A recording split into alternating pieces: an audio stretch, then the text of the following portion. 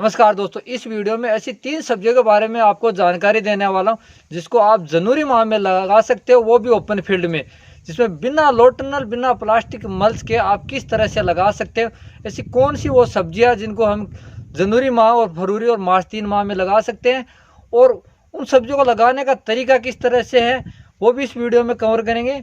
मंडी भाव क्या रहने वाला, इन सब्जियों के बारे में भी बात करने वाला। तो दोस्तों, मैं हूं सुरेंद्र, स्वागत आपका खेत किसान मैनेजमेंट।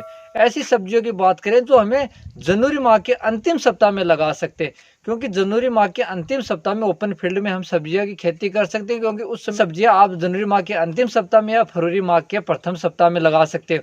क्योंकि जब तापमान में सुधार हो जाए, तापमान मिनिमम तापमान अगर 9 से 10 डिग्री आ जाए, तब आप इन सब्जियों की खेती कर सकते हैं।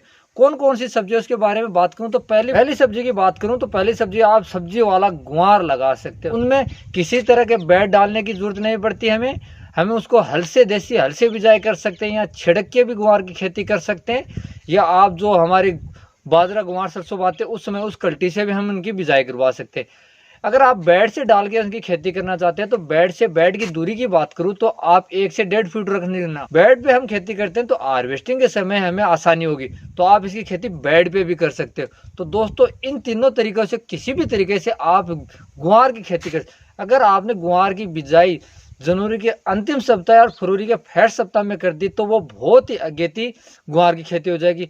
मंडी की बात करूं तो शुरू में जब गुआर की अगर जनवरी में खेती करते हो तो ये 30 से 40 दिन के अंदर हार्वेस्टिंग शुरू हो जाती है। उस समय मंडी में गुआर की आवक बहुत ही कम मात्रा में होती है और मांग बहुत ज़्यादा होती है।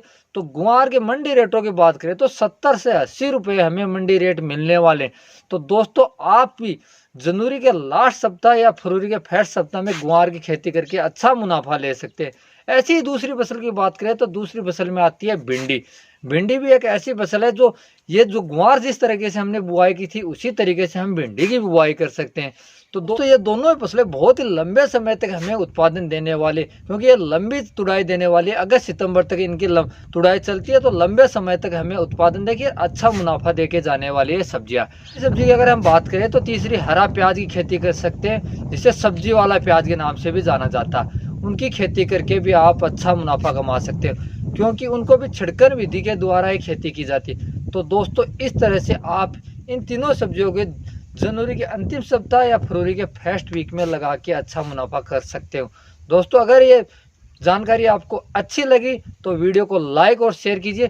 चैनल पर पहली बार आए तो चैनल को सब्सक्राइब कीजिए।